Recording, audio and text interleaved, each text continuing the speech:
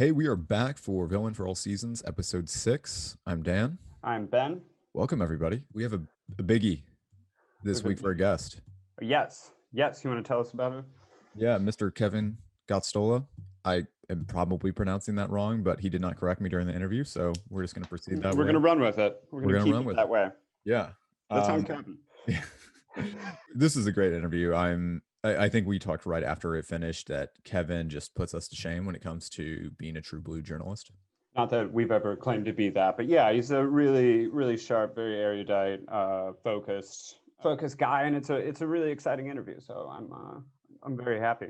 Yeah. Not we won't give too much away, so we'll stay tuned for that interview right after our unsolicited comments here.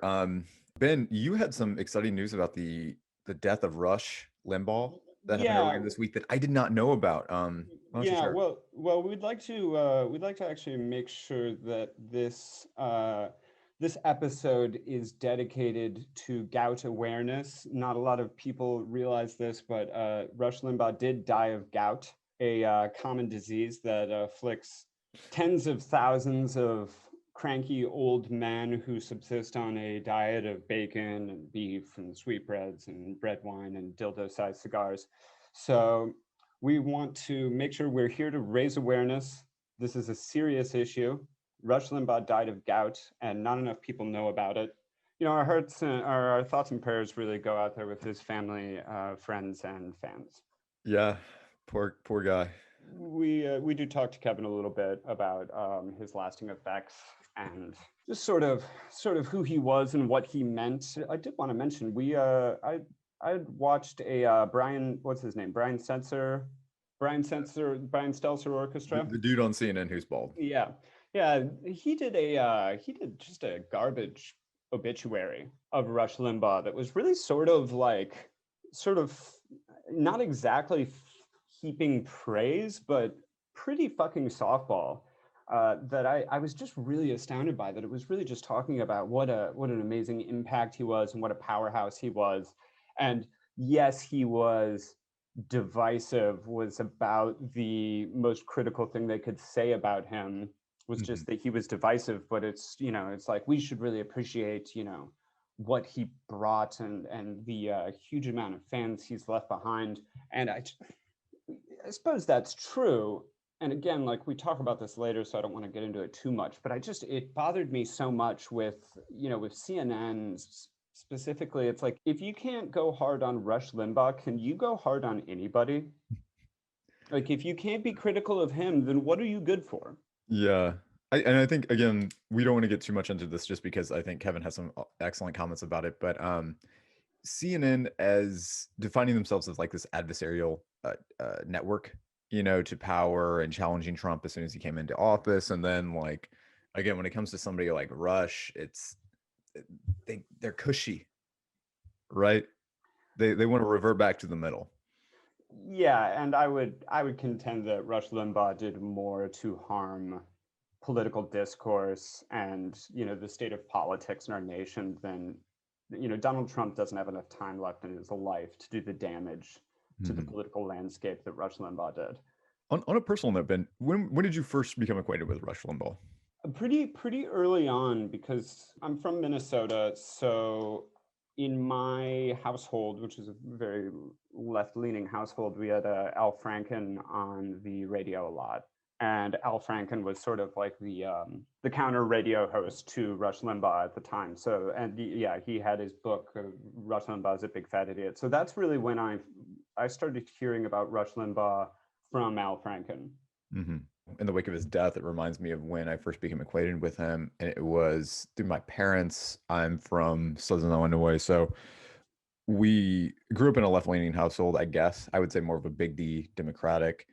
My mom would listen to him on the way to work just to like anger herself, which I thought was like a weird way to I guess just indulge to in content. just to get in the zone. Yeah, and my mom's not like an angry person at all. She's the exact opposite of that. So Was to your like mom a prize fighter? Why did she need to get that's why do you need to get angry before you get to work? It's supposed I to be the opposite. I don't know. I don't know. It's just like, focus, you get angry on the way to work and focus that energy on your boss or something. Not something I suggest. I don't know. It just kind of reminds me of like his viewership is, I think, I'm sure includes a sizable portion of people who would listen to him just to become outraged. Because he was just, that's how he worked. He would just say outrageous things and everyone would get in a hoopla about it. I suppose. I mean, it's sort of the same thing we've seen from the Trump years of people would love tuning into what the fuck ever on MSNBC or anything else just to huff and puff about how offensive whatever it was he had to say that day was, Yeah. or like people following his Twitter. And it was like just this outrage, this like addiction to outrage. Like, can you believe he said this? And it was like, well, yes, I absolutely can believe that he said that. Yeah, and again, it comes back to a conversation I think we had a few episodes ago about like how intentional that was, this governance by chaos, by controversy. Yeah, He yeah, did it. absolutely. I again, like, I don't know how efficient. Obviously, it didn't end up being efficient in his last year of office because, with COVID and the George Floyd protest, he opened up a can of worms that he just lost control over. Well, I think it became clear that he didn't really have an end game, Yeah, uh, and it wasn't really focused in a way. It worked in a lot of ways. I mean, in a lot of ways, Trump was a political genius and still Mhm. is, unpopular opinion, but it didn't have any. It didn't really have any focus aside from self-aggrandizement. Yeah. Actually, on that note, if you haven't watched the new Adam Curtis documentary, it's great. And it ties into that. It talks about like this rise of populist movements and this inability to articulate what those movements stand for after you open up that power base, which I thought was Mhm. really. I mean, he ties it back into the growth of the China, which I didn't really understand until watching that. I haven't And, watched and it with yet. it's awesome, man. It's very Yeah, good. So if you want to waste 6 hours of your life, highly recommend.6 hours. So it's 6 episodes, and each Oh, episode is self-containing, so it's really good. okay. Yeah. All right, Ken Burns. I guess it's the same. Well, no, I'll stick to the Britney doc. It was a clean hour. Yeah. Yeah. What are your opinions on this? I, I mean, it's a bummer. I didn't know a lot about. I mean, I hadn't followed much about the Britney story. I kind of, sideways knew it, or tangentially knew it from other people speaking about it, or every now and then seeing her, very sad and weird Instagram posts. One of the big things that it did, obviously the big thing that comes in later is the conservatorship and stuff, which is Mhm. an interesting issue that I didn't know anything about, and we can get into that in a moment. But one thing that did remind me of is like what the not to say it's totally better now, but like what the culture was in media back in the 90s Yeah, absolutely. of how it was just completely okay for every news outlet, every fucking late night comedy show to just rip this girl's life apart Mhm. on a daily basis. I mean, they just dragged her through the mud, and she was like fucking like 19 or something when I don't know how old she was when it really started going that way, but like she became super famous when she was what, 16? Yeah. Yeah, and it's just like, thank God there's been movements against this of going with cyberbullying and just there's been a change in culture where that's more unacceptable. It obviously still happens, but just like it makes me think of 'cause I used to watch SNL basically every weekend, Mhm. and they did Britney stuff too. But what I really remember from that era was the Monica Lewinsky stuff, Mhm. and they were doing Monica Lewinsky sketches every week. Yeah. It's like this girl who's 20, what, 21, 22, who's been caught up in this horrible scandal that An when intern. really yeah, an An intern. intern. It's called the Monica Lewinsky scandal rather than the Bill Clinton scandal. I mean, this girl got, again, dragged through like absolutely dragged through the mud, totally slut shamed, got her entire identity, her looks, everything picked apart.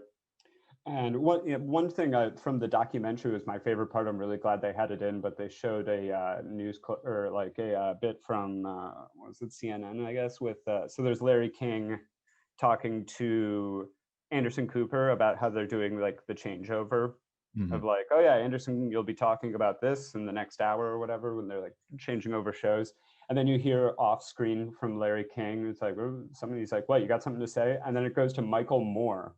He's Yeah. like, he's like, "Why don't you just leave her alone? Like, why are we talking about this? Leave her alone." It was like, "Thank you, Michael Moore, one fucking sane person, Yeah.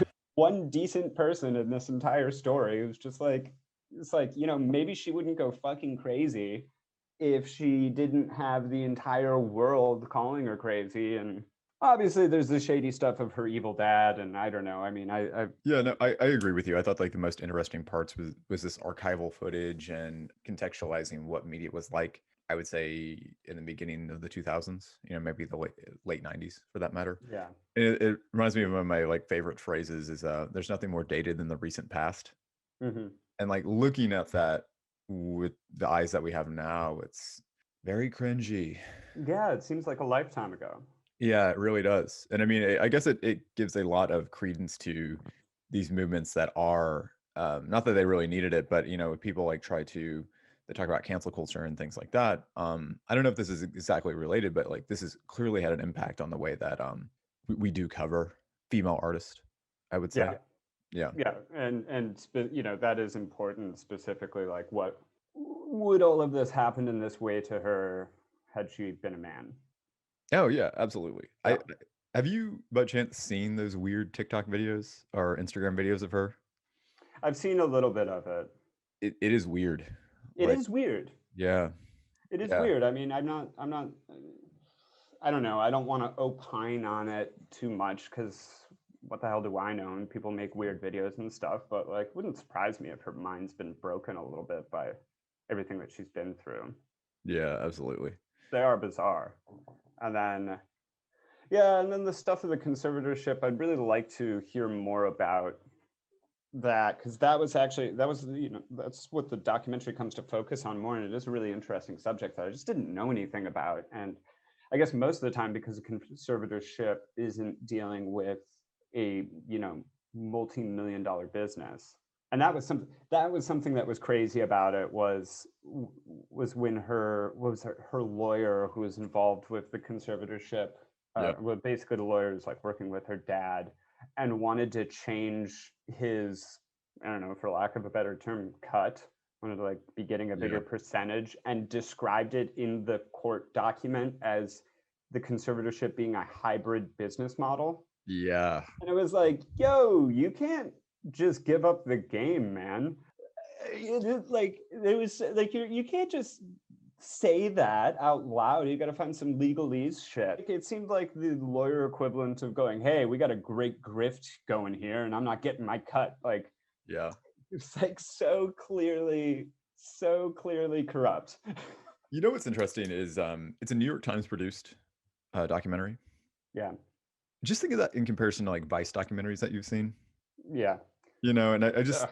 I think that I think the Times has done so much better appearing almost more I don't know, like relevant than Vice in this way. I remember the last Vice documentary that I watched was like it was a war over a civil rights statue in like somewhere in the deep south, and it's like these gangs, these like black gangs wanted to have the statue removed, and these like white supremacists wanted to keep it up, of course, Yeah, and they they keep it's our history. yeah, yeah. And it was Yeah. just like they kept playing up this conflict that was going to happen at the end of the documentary, and then it just didn't happen. And I'm like, first of all, like, why the fuck am I watching this? Like now it's pretty in vogue to watch these things, but this was like, I don't know, 2011 or something like that. And I'm just like, okay, what is the point of this? And two, like, it clearly seemed like Vice was antagonizing both sides throughout the whole conflict, and it just failed. So I don't know. I guess I don't know where I'm going with I, this. I just think the I, New York Times is I applaud yeah. them for making a watchable I, documentary. I never watch Vice stuff, but the one thing I think of with Vice is the documentary now when they did the spoof of Vice, the drones thing, which was just so fucking dead on accurate of just Yeah. like these asshole Williamsburg hipsters being somewhere they shouldn't Yeah. with like no background, Shouldn't. like with no background expertise, just being like, whoa, really? What's that like? Oh my God, you know, and Yeah. yeah, it's that's what I never really watch it, but it always seems like it actually is just a parody of itself. Yeah. One thing Yeah. I will say, just on documentaries in general, I'm getting really tired of the aerial drone footage. Yeah. Right. Yeah. That I've been is thinking such about a that thing. too. I realized that when I watched the Netflix documentary on Epstein, which sucks, by the way. Don't watch it if if you've listened, just listen to True Anon podcast or something. But like that documentary is terrible. But I just like I remember watching that and thinking like it's just 40% aerial drone footage of wherever they're talking about. And it was really clear in the Britney documentary because they're doing it of wherever she's from, I think Kenwood or something. Yeah. Somewhere in Louisiana. Yeah, some town that has probably like 2,000 people or something. And it's like, it's one thing if you're doing, not to sound elitist here or something about towns, but it's like one thing if you're doing like aerial footage of Paris or New Yeah. York City or something, but it's just like doing all this aerial footage of like nothing. It's a small rural town. There's nothing there. It added nothing Yeah, to the that's the thing. documentary. And also this is important to say, even if it is Paris or New York City or Rome or whatever, it adds nothing. It has nothing, and Yeah. it's such a cheap use of like filmmaking. Like any filmmaker worth their salt would be like, what is this doing for the story? Yeah. It's completely, it's this trope that's used in like every documentary, especially everything on Netflix, Yeah. that is absolutely useless. Yeah. It sucks. We have to talk about Cuomo.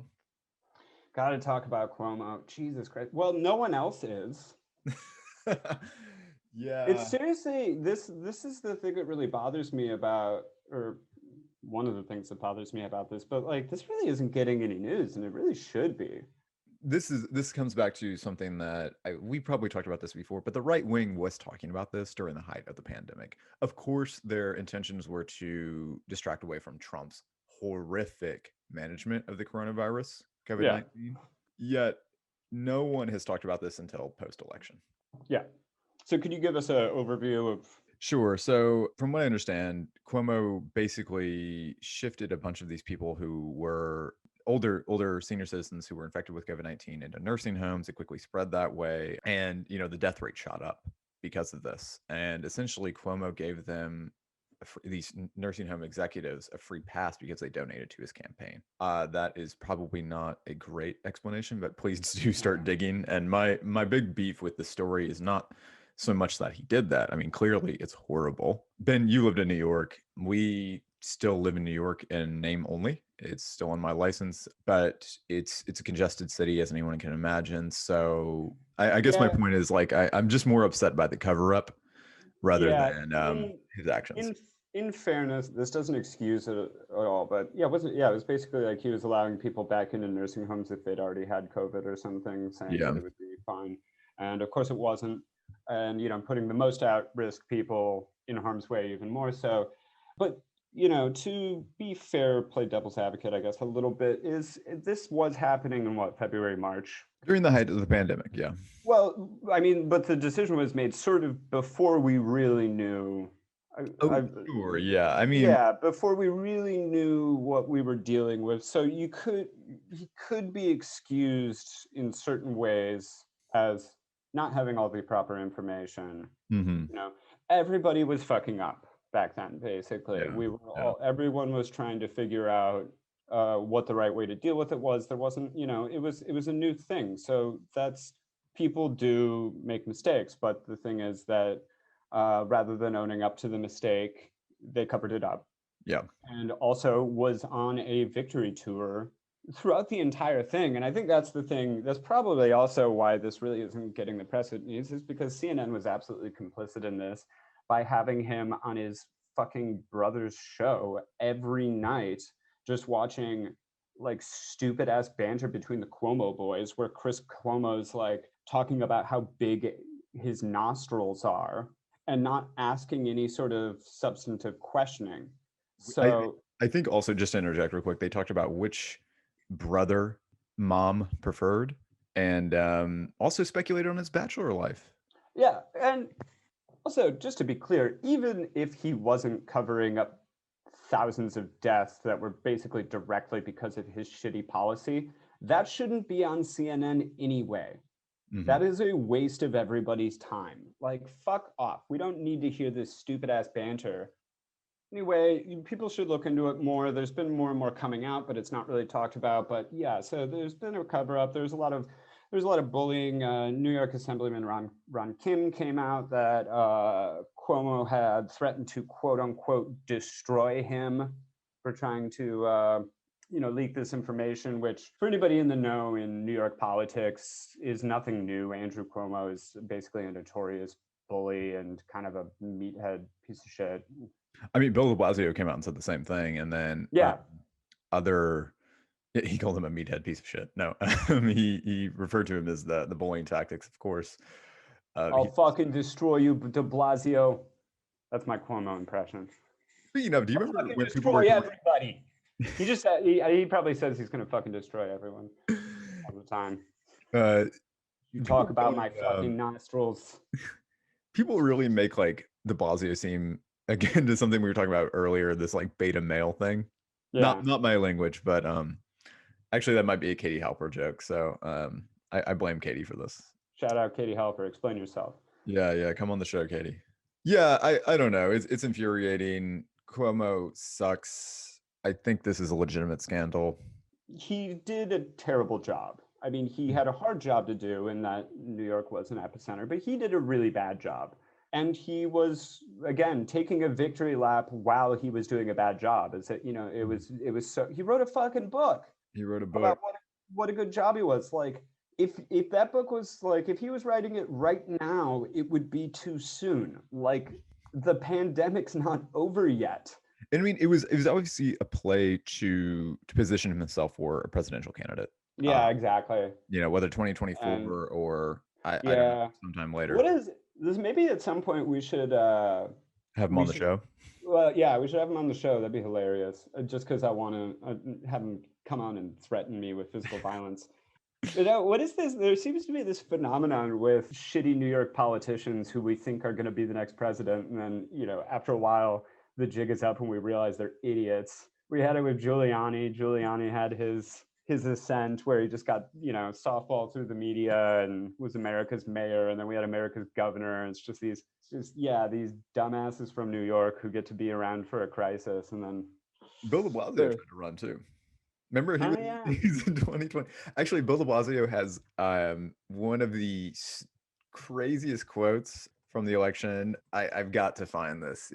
I respect him for saying this, but wow, what a quote. So he's let me just read the top of this headline. It says Ben Smith's latest media column for the New York Times is focused on the merits of Bernie Sanders' criticisms of the mainstream press. The clearest example of such Smith lands on is the sense of on-air relief at NBC at Joe Biden winning big on Super Tuesday, and it goes on to talk about just that like Sanders is getting shitty press. And they talked to Bill de Blasio about this. And in 2024, more than in 2016, the media has also captured his strengths, his consistency, his commitment to the poor, his deep popularity with young people. Speaking of Sanders, a top supporter of Mr. Sanders, New York Mayor Bill de Blasio, offered an explanation for the reason he's been hit hard by mainstream media. Capitalist ownership or not, the mayor said, there are plenty of journalists who are class traitors. Woo! I like that kind of language. By the way, his real name, Bill de Blasio's real name, didn't know this, but I think he's into a little bit of what he was going for if you run in New York, is Warren Wilhelm Jr. Warren Wilhelm. Wilhelm. Yeah. Wilhelm. Yeah. Yeah. Like Weird. wherever. Like, who the hell wants a Kraut mayor? Yeah. It's okay. I can Like say really any German people in New York. I've talked about this before, but yeah, is there a big German population? It's more of a Chicago thing. I think so. Yeah. A lot of Yeah. look at my last name, people. One last thing about the Cuomo thing, just so we can, maybe we can shoehorn this into another part of this. But yeah, going back to this fawning over Andrew Cuomo was, I gotta mention Rachel Maddow doing right now we have two presidents, which on his face doesn't make sense. But yeah, but she was saying like we have the good president in Andrew Cuomo, we have the bad president in Donald Trump, and talking directly with how they're dealing with the coronavirus. And she was half right. Donald Trump was playing that card. If you want to have this sort of Manichaean portrayal of Democrats and Republicans, Donald Trump really, carried out his end of the bargain. But yeah, this idea that like I remember even when that was going on where they're like, oh yeah, Cuomo, he's the next one, he's the answer, and I was like, fuck me, please no. He's going to run. Oh, he's definitely going to run. I mean, we'll see how much he can bury this. It seems like he'll be able to bury it pretty well, but I don't think he'll do that well because I don't think he's that smart. I think he's kind of like who's the person that just gets riled up so easily and they lose their cool. Maybe Trump was kind of like that, but not really. I think Biden is a lot like that. Yeah, Biden is definitely like that. And Cuomo totally is that. I mean, people have described him as like the Democratic Trump, and he sort of is that way with the bullying and with the being really like offensive and brash. I just don't, I don't want to speculate on it too much, but I don't think that really works with the Democratic base the way it does with the Republican base, because that was something that like people who voted for Trump really loved. They loved that he was so in your face, and but I feel like the left doesn't respond to that, especially after the Trump years. They don't like that sort of fuck you mentality because they're all about this bullshit decency and stuff and civility. Yeah. So I don't know if that method really carries water.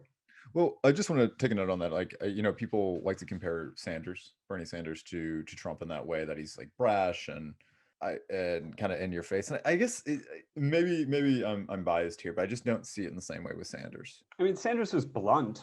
And he was just one issue, or he was, single-minded in a way. He was just like, no, I'm going to talk about this. I'm not going to talk about that. He always maintains like this respectful, but he was respectful. He was never yelling at anybody. He was never in people's face. And fuck me, I mean, talk about deferential now. He's bowed down to the DNC completely. Like he's completely bended the knee twice now. So the idea that he's this like wild card is just factually inaccurate. I don't know.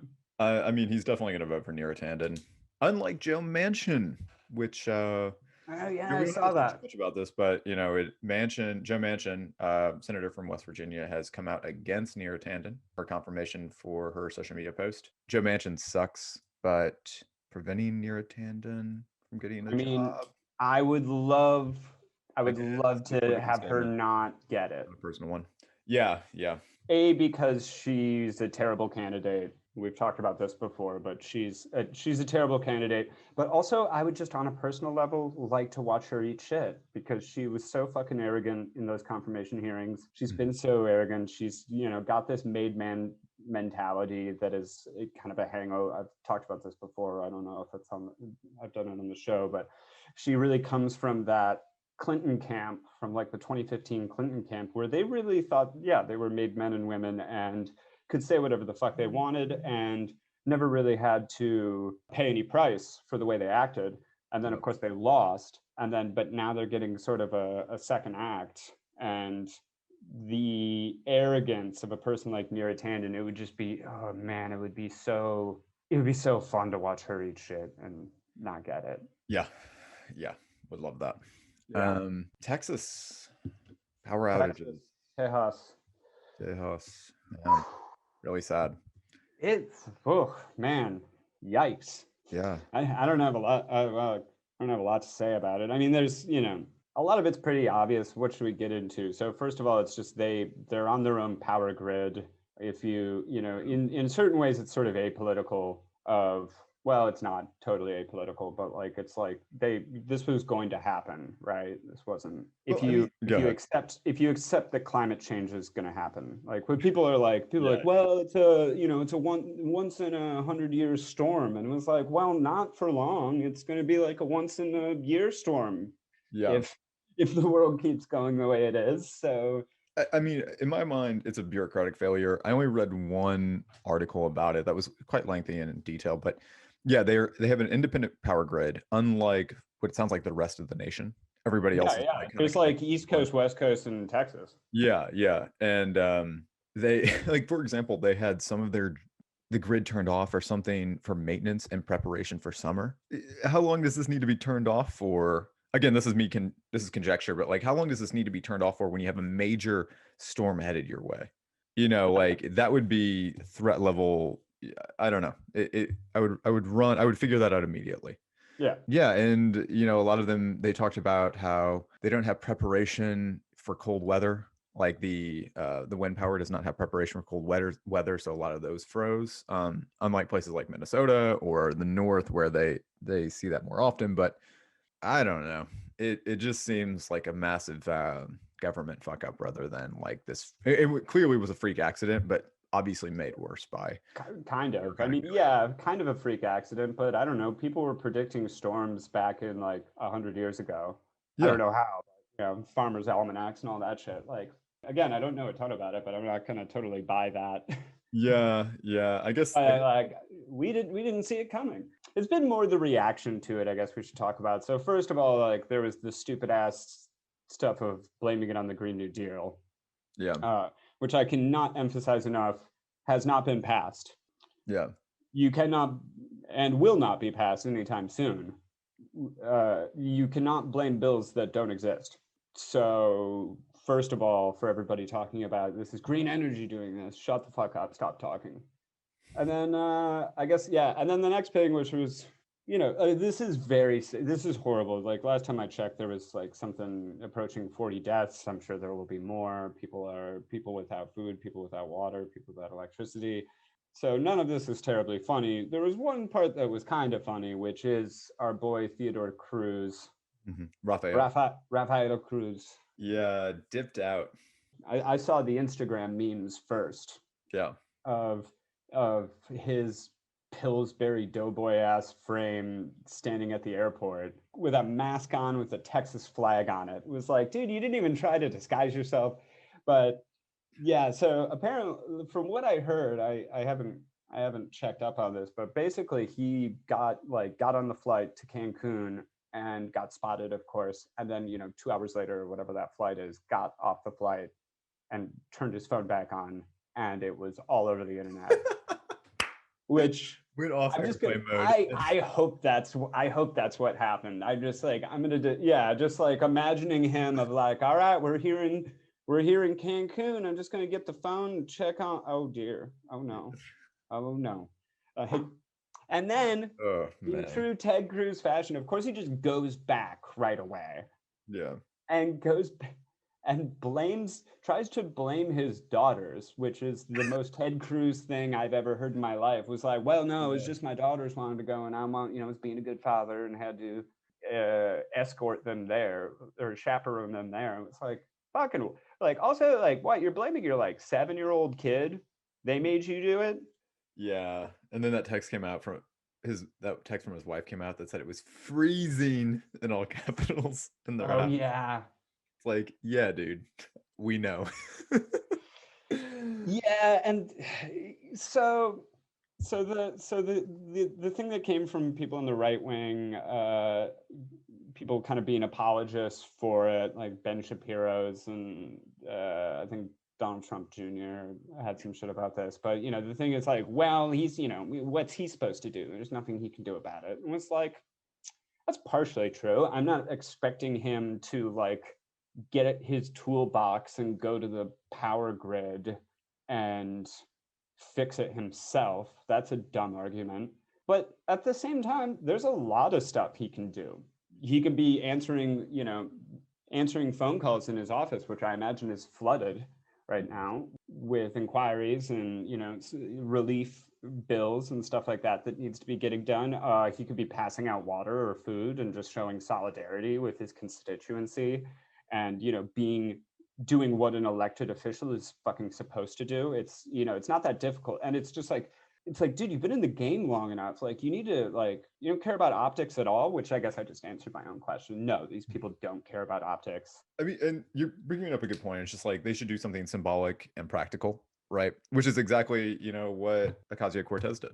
I mean, she Yeah. raised supposedly over $1 million in this GoFundMe account. I don't know.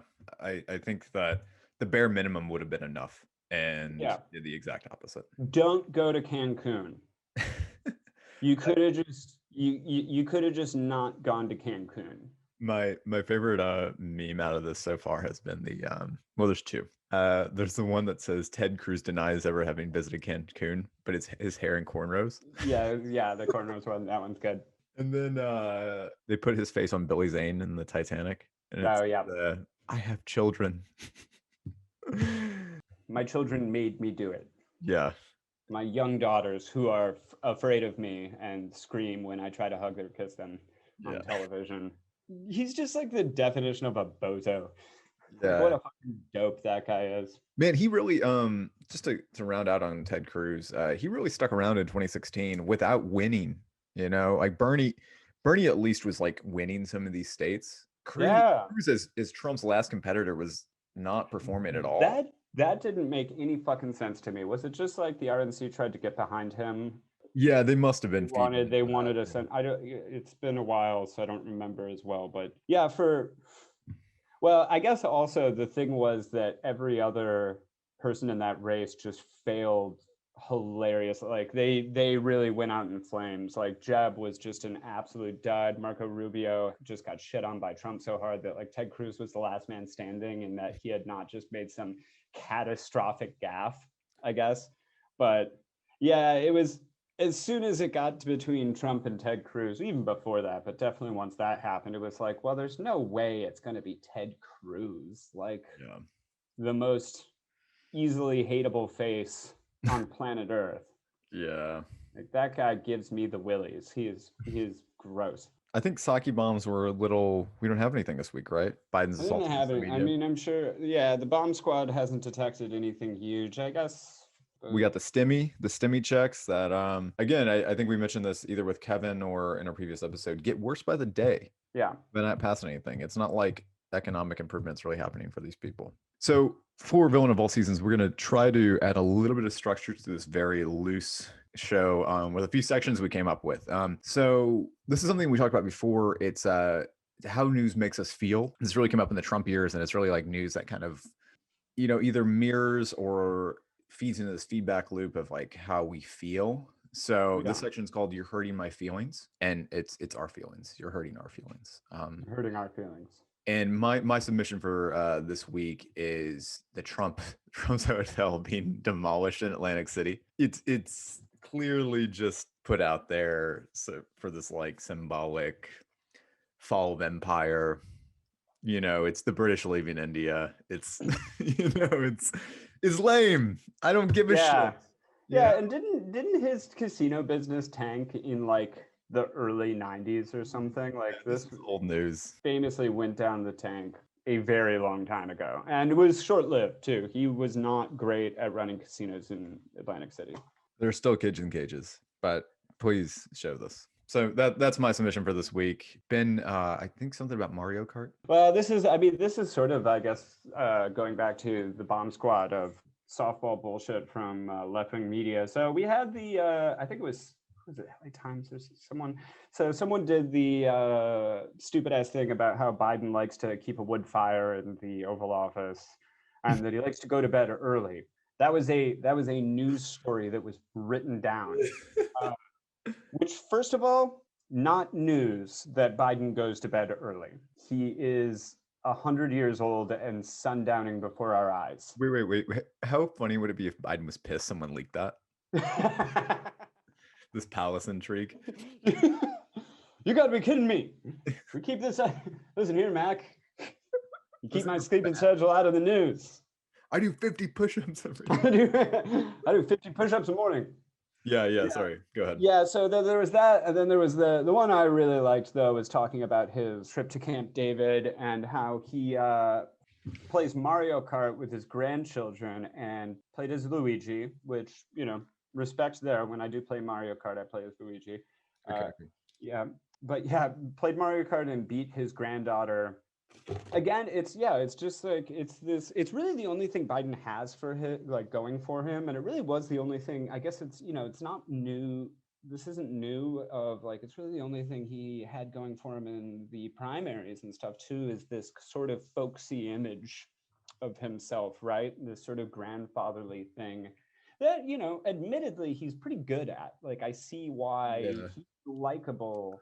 He's likable in that way. Like when you see him in town halls, the most effective thing, we'll get into that in a moment, but the most effective part is when like someone new comes up and he's like, "Hey, how you doing? Oh yeah, I almost funked out of French. Ha ha." Like he's good at that. Like I would love to have Joe Biden be like my neighbor. Yeah. But yeah, it was just a stupid story. Also kind of funny, just the image of Joe Biden like not letting his young granddaughter win at games. Flexing on her. Yeah, just like dunking on her and shit, lapping her. Yeah. Got her again. Yeah, just like I could see that. We need to get a work on my Biden impression on. Our Patreon episode this week is going to be you doing the Rush Limbaugh impression, right? Yeah, that's right. We have a special Patreon. It's some unearthed footage, 2 hours of Rush Limbaugh ranting about Kenan Thompson getting his own show. So that'll be check our Patreon. This is exclusive Rush Limbaugh material. This is not me. This is actually Rush. It was one of the last things he recorded before he died, and he wanted us to have it. So check the Patreon. It's really hard hitting stuff. And you know what? I agree with Rush. Kenan is an ensemble player, and he needs to stay in his lane. So the next section we have is nobody asked for this. I was the bad kid in class. I didn't have a good one this week, but I think Ben's is really going to be sufficient for both of us. So Ben, you want to talk about this? Yeah, so this is nobody asked for this, and I think it's fairly self-explanatory, as we are often inundated with things in popular culture and media that no one fucking asked for, no one wants, and no one wants to have anything to do with, and yet we get them anyway. So we would just like to keep it up with finding new things that we didn't want, but we're going to get them. Before we started recording, obviously it has been popping around the news for a few reasons. Biden did a town hall last week in, I think it was Michigan, can't remember. But yeah, Biden did a town hall in Michigan or somewhere last week. I watched it just before we recorded the show because it's, there's some, we'll get into some of the details that have been going around in the news and getting some criticism. But basically, town halls, no one asked for them. They're terrible and they need to stop doing them. They're never good. It's probably been, especially now, like I don't really fully understand the utility of having a sitting president do it. I mean, I really remember this I don't know, Trump really pioneered this during his presidency of just, and I'm not in any way trying to compare the two, but like, Trump was doing rallies all the time as president, just because that was, his favorite thing about being president was the rallies.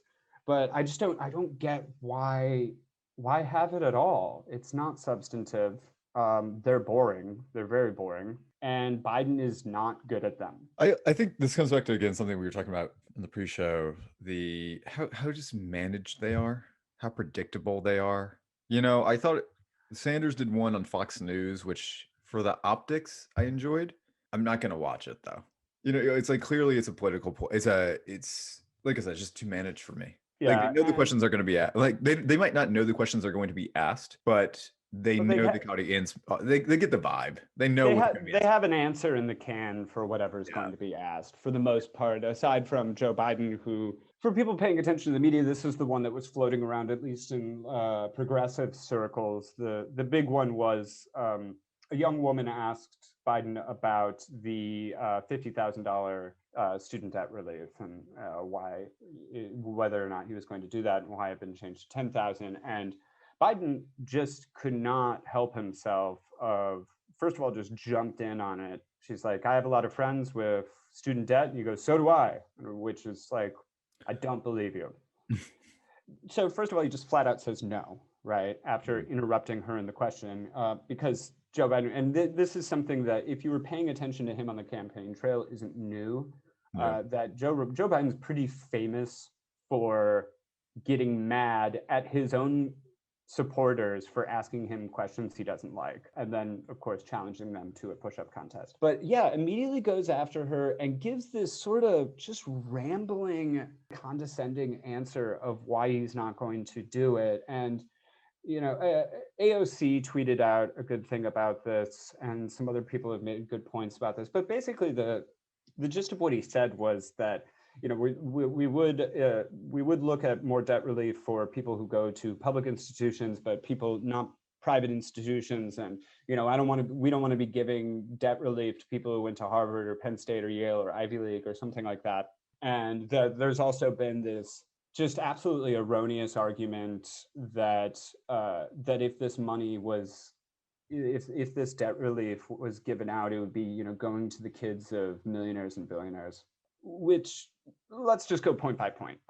First of all, there are people who come from lower income families who get into Harvard and go to Harvard, and those are probably the people who need debt relief more than anybody else, Mhm. because they had to take out the biggest loans, because that's how you go. Like, people who are trying to actually like step into another social class, that's how you do it, is going to these elite universities. And it also ends up meaning that they have to take on an extraordinary amount of debt. And by the way, because you're taking on debt through a student loan, that actually means you're paying way more, because you're paying it over time with interest. Mhm. So first of all, that's a stupid argument, and an offensive one at that, to assume that working class, lower income people don't go to elite universities. Second of all, and very importantly, whenever there's this talk of like, it's a similar thing that happened with the checks, but I think it's even dumber, of like, we don't want to be paying off debts of richer people. It's like, people with millionaire, billionaire parents don't have student debt. Yeah. Jared Kushner is not paying off his college tuition. Okay. Like, that does not happen ever. And if it does, let's say your parents are a billionaire, but they don't give you any money and you have debt, like, why is that different then? You're still in debt. So yeah, it was just a dumb argument, and really offensive. And I don't know, there's so many layers of classism and elitism to it that would take more time to unpack. So I don't want to dwell on it too much. But it was just really, it's really short-sighted. It's really bad policy. Like, this is why the Democrats are probably going to lose in 2 years and 4 years, because they've just completely reneged on the idea of any of this sort of really basic relief that wouldn't be hard to pass and would be better for everybody. So that was the main one that people were really looking at. And yeah, I watched the whole town hall, and it's boring. Most of it's either pretty easy questions, or if there is a harder question, it's politician answers that aren't really substantive or meaning anything. So I don't really recommend watching any of it unless you want to torture yourself a bit. And then also, Anderson Cooper's in there asking questions too. The student debt relief question that I just spoke of was the last audience question, followed by the last question was Anderson Cooper, which was, what's it like living in the White House? Ugh. There's some heat on that one. Like, that's, Yeah. yeah. So That's his this is, curveball.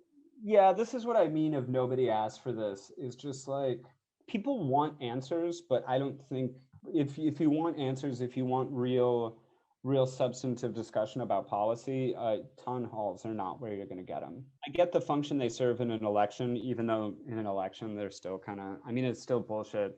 I get why they serve more purpose there, but like, from a sitting president, I feel like there's other ways to do it. And really, it's just this sort of political dog and pony show. Our next section, or go ahead. Sorry. Well, yeah, if I could go into our next section, because Please. we wanted to do a gut reaction, and I wanted to get your gut reaction. So if we could play the this video clip from the Biden town hall, go to about 10:18. Okay. And just play that. Yeah, this is a woman asking Biden a question at the town hall, and I would like to, because this didn't really get as much attention, but Dan, I'd like to get your gut reaction. I want to introduce you to Carrie Ingebrecht, an independent from Oak Creek. Carrie, welcome. Go ahead. Thank you. Carrie, how are you? Very good, thank you. Our 19-year-old son was diagnosed with pediatric COPD at the age of 14. We're told he has the lungs of a 60-year-old. He does all he can to protect himself. Last month, he even removed himself from the campus of UW-Madison as he feels it's safer and he has less exposure here at home. We've tried all we can to get him a vaccine. I hear of others who are less vulnerable getting it based on far less. Do you have a plan to vaccinate those who are most vulnerable sooner, to give them a priority?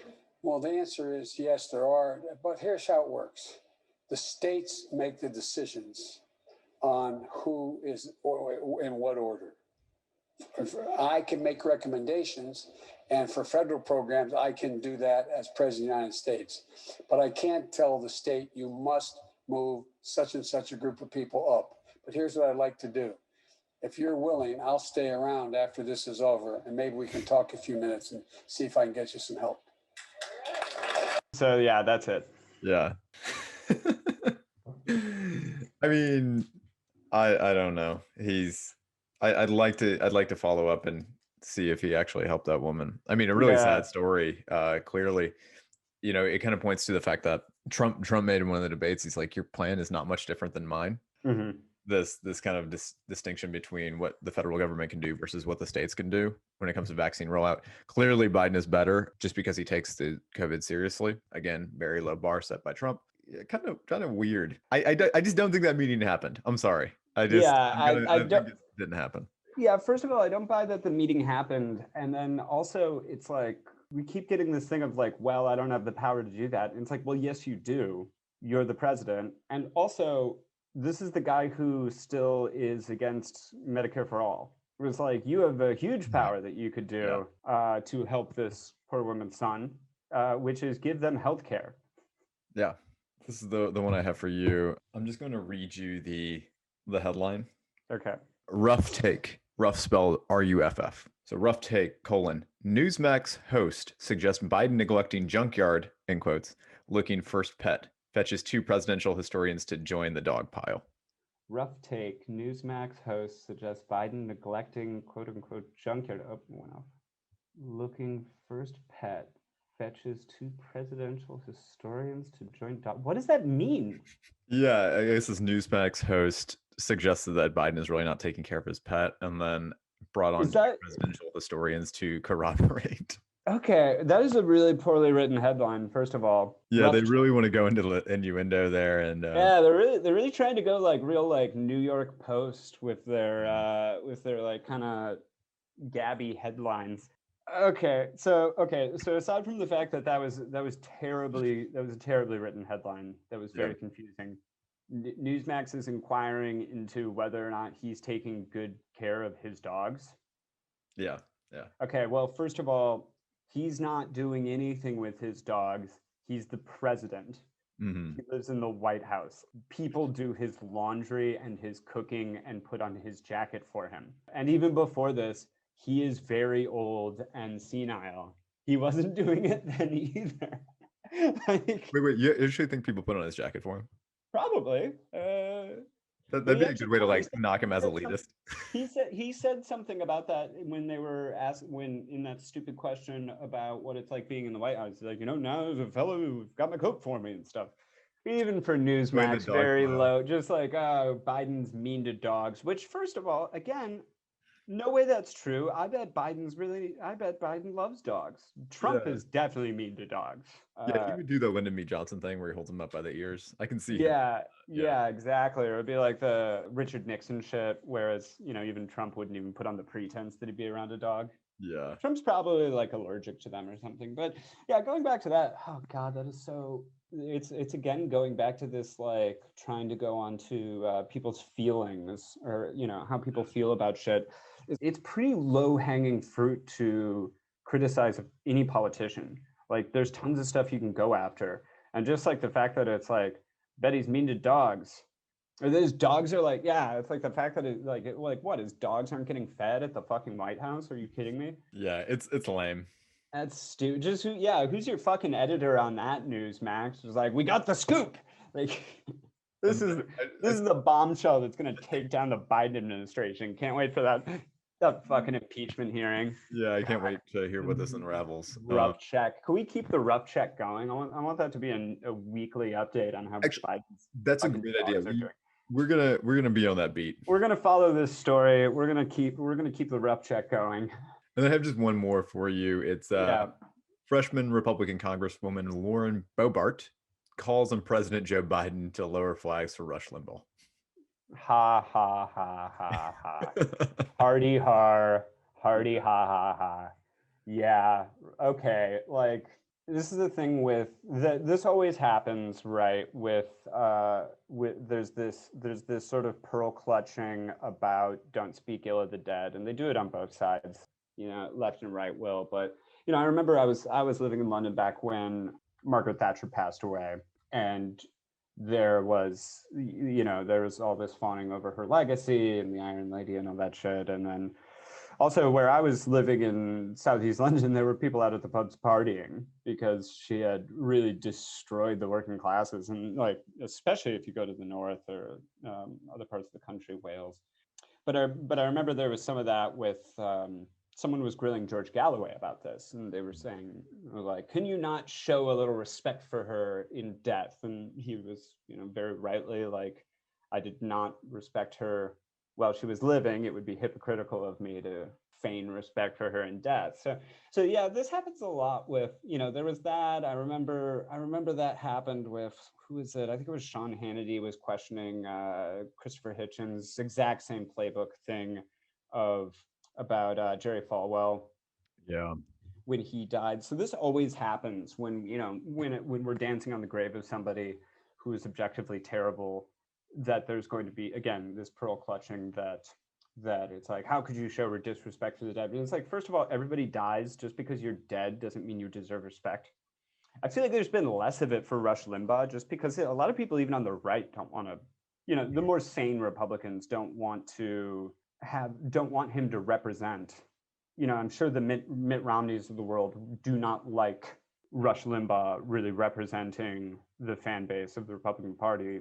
Yeah. Like it or not, it's probably, that is what it is. But I think there's those sides that would rather he wasn't held up as this pillar of the conservative movement, even though he is, and that's too bad for them. But you know what? That's their fucking fault. It's not surprising. It's funny that it's coming from a freshman congressperson, because also, like, I don't think young people, aside from, like, we talked with Kevin a little bit about, like, for people who were paying attention when we were 12, people our age, but like a lot of people our age don't really fucking know about Rush Limbaugh and kind of don't give a shit about him, other than the fact that we know he was awful. And then the last thing would be, let's remember, this is the guy that did like a weekly segment where he was reading off the names of people that had died of AIDS, as a joke bit. So I don't know, is there a way we could fly the flag higher instead? Like, fuck off. Good way to end that section. There's a one more section we wanted to talk about. It's called News You Don't Care About. And this will be Biden's third arms sales going to Sisi in Egypt, who Trump once called his favorite dictator. And there's always been this. There's a lot of talk right now because Biden is recalibrating the relationship with Saudi Arabia. Yet we are still providing arms to what even Trump admitted was a dictatorship in Egypt. So the news stories that this came with did say that Biden is going to, quote, pressure Sisi and Egypt on human rights abuses. Yeah, what does that mean if you are selling them weapons? Like, what leverage do you have? I mean, I'm sure there's something in the something in the toolbox there, but you're giving them what they want. Yeah, I don't know what, again, going back to it just because it's fresh in my mind, of going back to the town hall, he was asked about Xi Jinping in China, and asked if he had put any pressure on him about the Uyghur population and what Beijing is doing to the Uyghur population, which, if you don't know about, is a minority Muslim group in a province in China, which has been basically put into many have called concentration camps and re-education camps. There's stories of forced kidnapping, forced labor, rape. It's a really disturbing tale, and but not to go too much into it. But yeah, he said he was in a conversation with Xi Jinping about it, and that he like voiced his problem with it, I guess. And it was like, I don't see where that goes, especially with China. They're going to be like, oh, great, fuck off. But yeah, that rings hollow in its own right, because we're not going to push China into doing absolutely anything. And then it rings even more hollow, I'd say, when it comes to Egypt or Saudi Arabia or Israel, assuming we ever said anything bad about Israel, which we, I think, have yet to. It's a meaningless phrase, I think, when you're still giving them arms and support. And yeah, Ben, I think you had a story about the Border Patrol money. Yeah. So this is a headline from Democracy Now! Biden received $5 million from border security and immigrant prison companies during campaign. And this is in contrast to, I believe, Biden received $5 million from border security executives, while Trump got $1.7 million in campaign contributions. So again, the election's over. Trump lost, Biden won. Hooray. You don't care about this, but you really should, because, and we're already seeing, we can do a deeper dive into this in another episode, and I think we should, talking about really what has changed and what has really not changed about the immigration policy under Biden. For anyone who doesn't remember, immigration policy was really, really bad under Obama and really paved the way for a lot of the atrocities that happened under Trump. So none of this happens in a vacuum. It's a steady road. And I think this is just, it's something you don't care about, but you should, because campaign contributions matter, and where these people get their money from matters. And it should tell you a lot to see that Biden, now I'm not going to speculate on why he got more money. Maybe it was because they thought it was more likely that he was going to win, but that money goes somewhere. These donations don't happen out of good of people's hearts or because they believe so much in a campaign, certainly a Biden campaign. So it's just, when you're looking at immigration policy under Biden, and when you probably inevitably find yourself very disappointed in it, you need to look back at stuff like this, and it will paint a vivid picture of why this was always what was going to happen. And then on that note, it kind of dovetails right into some of the moves on administration by the administration that have already happened.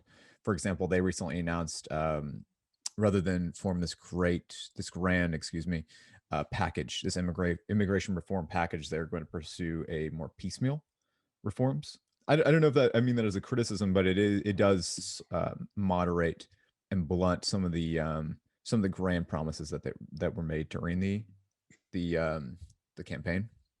Biden is also going to have more inclusive language, he says. So here, I'm just reading from this Forbes article. Suggested terminology swaps reportedly include using non-citizen or undocumented citizen rather than alien or illegal alien, referring to the integration of immigrants into society rather than assimilation, which has been characterized as racist. So if you really wanted to be cosmetic, here you go. Yeah, I mean, that probably should be the case, and more in the public discourse, I suppose. But who are we kidding with this, behind closed doors? You really think ICE agents are going to be less ordinary racist fucks just because they're not allowed to say that? You think they're gonna look at any of the examples of private police chat rooms or Facebook groups that have come out over the last several years? The police departments have rules against that shit too. It clearly does not stop anything. Yeah. Doesn't stop, having that the Valentine's Day card going around of George Floyd on it saying "you take my breath away." I mean, that disgusting stuff is still going to happen whether or not you put in these little bits of HR legislation Yeah, again, like we shouldn't call them aliens. We shouldn't call them illegals. That's dehumanizing and it's degrading and it's it's not acceptable. But it's not gonna change effectively how these people police or how these people see the people they're policing. They're still gonna see them as less than human. They're just gonna do it with like a little more delicacy when they're giving a fucking press conference. Yeah, and on that note, I the fact that this is a news story is just, I mean, it's being positioned as a win. Like, Yeah, who gives a it's shit? Like, just it's do nothing. it. Yeah, Yeah, like, do it and then stop deporting children or and then on that on that note, I read this yesterday. It was rather than a physical wall, Biden is actually proposing one of the, I think this is a Republican man during the Trump years, of a more like a digital wall. So that includes yeah. more aerial drone surveillance, more monitoring of the border, effectively making refugees, which is what these people are, making it harder for them to come here. Yeah, and that's always what was going to happen, wasn't it? I mean, the real, well, I mean, there's a lot of criticism. The wall was always this symbol, and Yeah. a very dumb symbol, because anybody with a brain could tell that it was a dumb idea that wouldn't work very well. So, and that these more sophisticated forms of surveillance already exist. So it was just, it was this weird sort of like Caesar-like symbol of get the fuck outism or whatever you want to call it. The moat with alligators. Yeah, exactly. Hippos and alligators and bears. But yeah, this was always what it was going to be. And I think symbols like that work both ways, right? I mean, it was reported that Trump, who is famously could not stay on subject and was really bad at reading off teleprompters and really bad at doing prepared statements, like really he needed some handlebars to hold on to when he was giving speeches. And that was reported, that one of the things in his speeches that really helped him was having the wall. We are going to build a wall. We are going to build a wall. It's something you can visualize and physicalize in your mind's eye. And that works also for voters, in that you can imagine this physical structure that will physically keep people out, right? And then that also works the opposite way for people who, like myself, who think that's a horrible idea and it's incredibly inherently racist and xenophobic and nationalist and all that shit. But it's also works that way too. If it's this physical symbol, it's this physical symbol of evil, right? Much in the same way as statues of slave owners or Confederate generals or that sort of thing. It's something physical that you can tear down. And the thing that's dangerous about something like this is it's something that's ethereal. It's something that you can't fully wrap your mind around as easily, because it's not. Yeah, it's like we stop building the wall. It feels like a win, because now it's like, especially if you live down there, you don't have to have this picture of this giant Eastern Bloc style wall that evokes this sort of isolationism. But again, it's dumb. It wouldn't work. We know it wouldn't work. And there's this more effective way that's even much more insidious, because it's not a physical structure. On that note, should we introduce our guest? Yeah, we've got a great interview today. We're really excited for it. Journalist Kevin Gosztola, fellow alum of Columbia College Chicago. All of Villain for All Seasons crew are all proud-ish members of. And Kevin is a Kevin is a managing. I couldn't even say it. Yeah. Kevin is a managing editor at shadowproof.com. He's also the co-host of the podcast, Unauthorized Disclosures.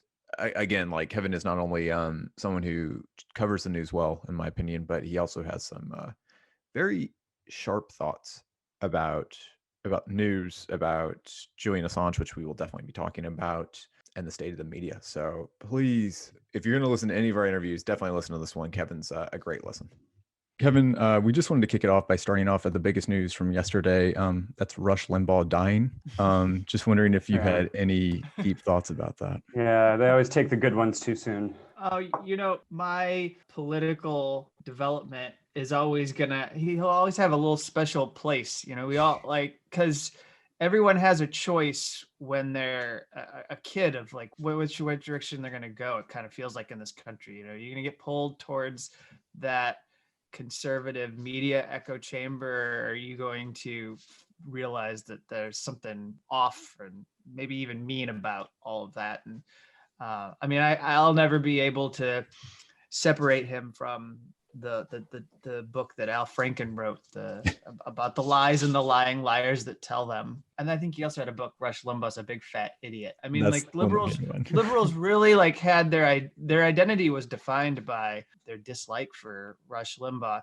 But to me, and I actually shared this publicly, this is the only thing I said about his death, was that his legacy is leaving behind these tens of millions of people who regularly listen to his show, who are programmed to think in this way that that makes it almost impossible to reach them with coherent thoughts and ideas that allow for informed political discussion. I mean, it was the lowest common denominator kind of mudslinging show that he popularized. And I think a few people have said it kind of was this like major precursor. His kind of radio program really is sort of the model for what Trump tapped into in his ascendance to the White House.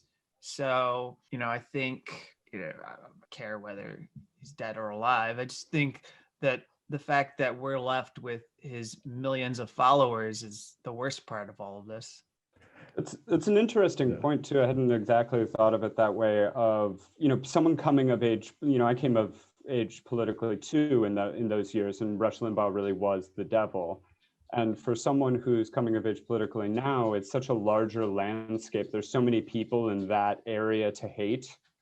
If you are leaning left, but really he was the only one. He was sort of the father of a lot of what we see today. So trying to explain that to a younger person would probably be rather difficult, now that I think of it. Well, yeah, and I know this isn't why you brought me on the show, but just very quickly, I'll add that Air America was a complete joke. Like for all of the talk from conservatives about what liberals were trying to build, and all this demonization of the so-called liberal media, it didn't exist. I mean, I think it's even fair to say that 20 years later, it's far more of a force now than it was 20 years ago. I mean, I think even to look at the evolution of CNN, which decided to define itself as an outlet that wasn't necessarily for liberalism, but was just, during the course of Trump's presidency, flat out opposed to every single thing he ever did for the most part. You just didn't have that back in the late 90s, 2000s. I mean, it was a much more conservative time. And I don't know what to credit. I mean, I think there's some corporate and establishment media that has been able to broaden the spectrum of what exists. But then again, it's also true that there are voices like ours that have been able to proliferate. There are more shows. You've had counterbalances, or you've had pulls in the other direction by forces that are movements like Occupy Wall Street, or you've had these insurgent campaigns like Bernie Sanders and so-called squad as they are more largely defined. And while we can have endless debates over what they truly represent and whether they're actually going to challenge the Democratic Party establishment, or if they're just a dead end and trying to get us roped into supporting Democrats and abandon our independent politics, or just want us to, like, in the end, shoehorn us back into the Democratic Party that we're all trying to leave. I think you can't deny that they owe their status and their existence, and they were elected because people were alienated and upset with this other dominant ideology that has been so part of our politics for at least the last 40 or 50 years. I really appreciate how optimistic that take is. I've been pretty bummed seeing Bernie's 2020 campaign just really following most standard Democratic platform. So yeah, I totally agree. I love that there has been this leveling of the playing field, if that's what we want to call it. I definitely want to get back to media conversation in a little bit, but I really want to talk about Assange. Yep. Kevin, you really are one of the only journalists with a big platform covering this case, in my opinion. Can you talk a little bit about your personal history with the case? Yes. So back in 2010, I just graduated college, and I actually wasn't a journalist professionally. It was just something I was doing, regular writing, and I mean, I have a film and video degree, which is worth absolutely nothing. By the way, we went to the same school and got the same degree, Columbia College, Chicago. Yes, yeah. Film, I'm not and saying I didn't enjoy my time, and I'm the person I am today because I chose to go to school there, and I wouldn't have made another choice. But yeah, I just think the school kind of lies to you a little bit about like what you're going to be able to do with Yes, the they degree. do. You're Yes, in good they do. company there. And but that's true for a lot of colleges and universities in the country of as they rope you into going to their university and paying. And that's a whole other discussion about student loan debt and other things of that nature. But so at that time, that was when WikiLeaks was publishing all these documents from Chelsea Manning. And at first, I was pulled into covering the story aggressively because I saw that there was a hunger from people for stories about these documents. And I kicked into overdrive when I got an internship with The Nation and got to spend 6 months in their newsroom and was exposed to a lot of really important stuff. So I started to aggressively cover this in 2010 when I got an internship for the Nation magazine, and that allowed me to gain a lot of insight into how journalism works. And it was an incredible time. I mean, there was the Arab Spring, there was the uprising in Wisconsin,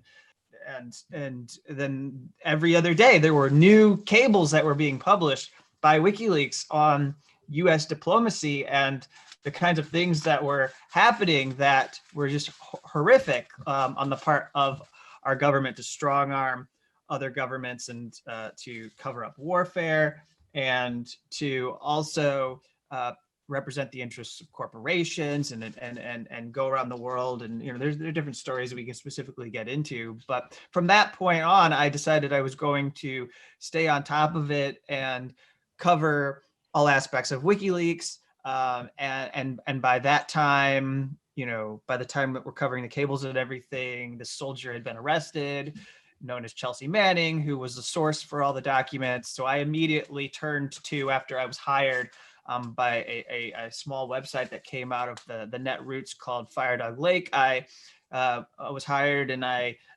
covered every part of the court martial against Chelsea Manning. And then I went on to expand my focus of just looking at the war on whistleblowers in general and covering all of these cases under Barack Obama, where people were targeted with the Espionage Act and were pursued because they were challenging government policies that led into staying on top of case against Edward Snowden, NSA whistleblower, and then other lesser known cases like John Kiriakou. And she received clemency. And I think I kind of felt like the story with Assange might be over, although he was still stuck in the embassy. But Donald Trump decided to charge him, or his Justice Department decided to charge him. And so then I stuck with it and decided to commit to covering his extradition hearing. And I did actually, before the pandemic, make it to London.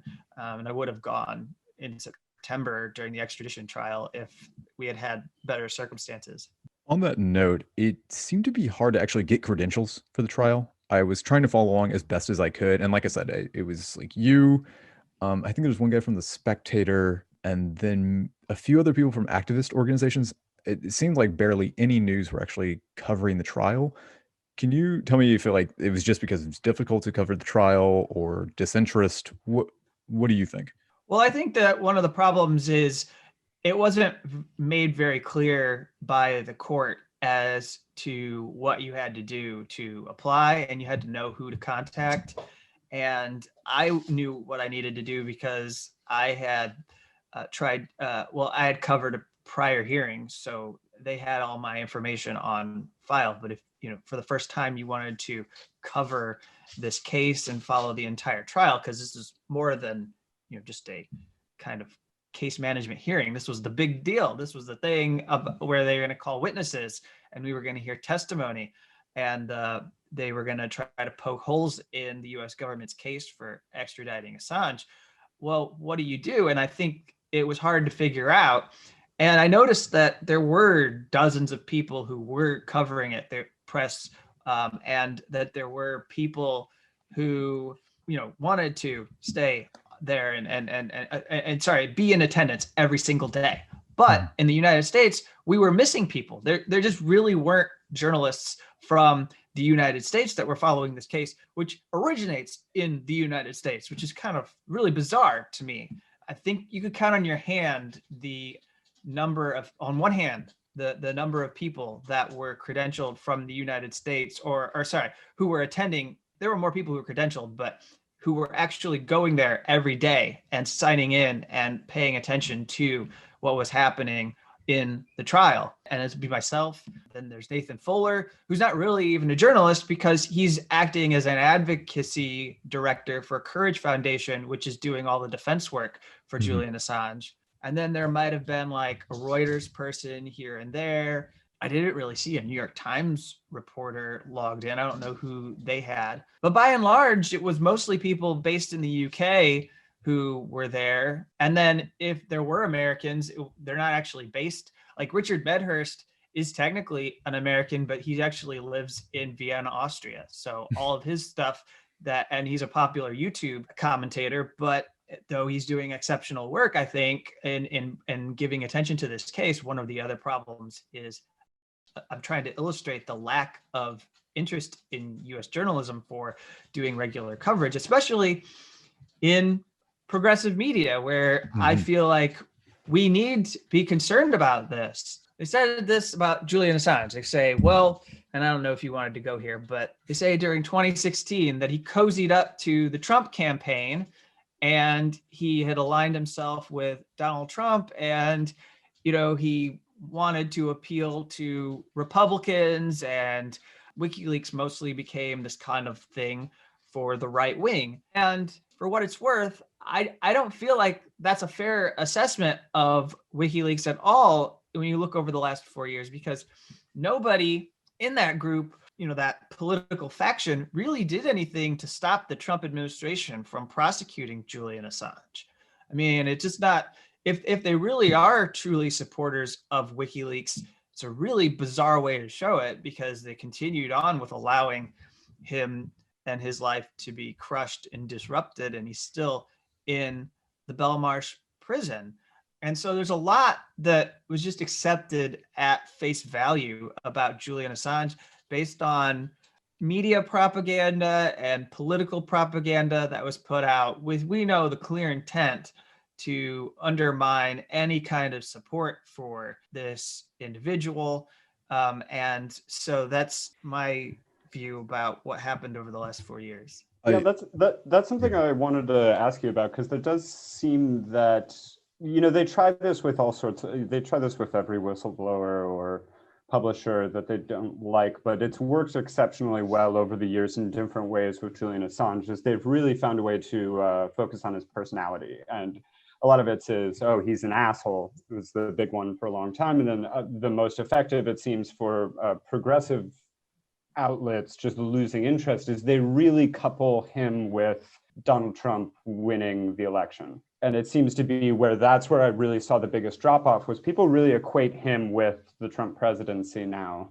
It doesn't seem fair to me at all. Just for our listeners, Kevin, can you give a background of the case and what Assange is facing if extradited to the United States? Yes. So this case involves 17 charges under the U.S. Espionage Act. It's a law that has been part of U.S. law since 1917.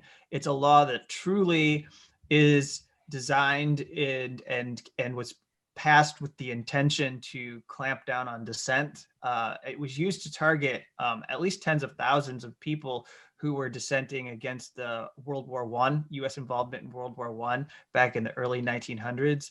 So I think that's important context for us when we look at how the Espionage Act is being applied today against people within our government, many of them lower level people who don't have access to the pages of the New York Times. They can't get a column printed under their name, or they can't go on CNN, or they're not going to be able to get a meeting with their congressperson to share their concerns. So obviously, they're turning to the press in order to make their disclosures, and then they're punished.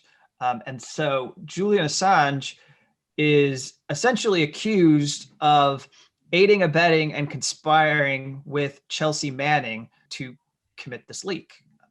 And there's really not a whole lot of evidence to support this theory. I've called it a conspiracy theory. The idea that Julian Assange basically went in there and tried to recruit Chelsea Manning to work for WikiLeaks and purloin these documents from US military computers.